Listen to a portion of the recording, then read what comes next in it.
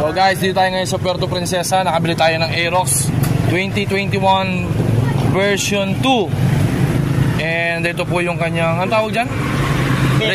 Yung kanyang bell, re-regroup po ni aking idol. Re-regroup na po yan.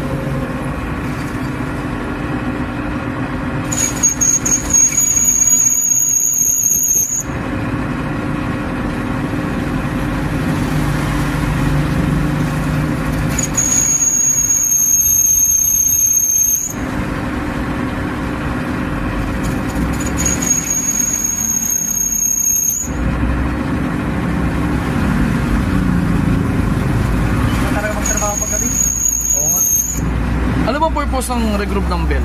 Para yan sa ano? Para hindi mag-dragging. Di ba yung pagpalis may maramdaman ka na parang ano siya? Gumagasgas? Oo.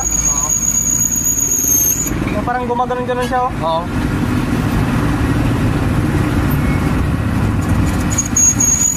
Oh, wala yun. At saka mag-smooth yung arangkada niya.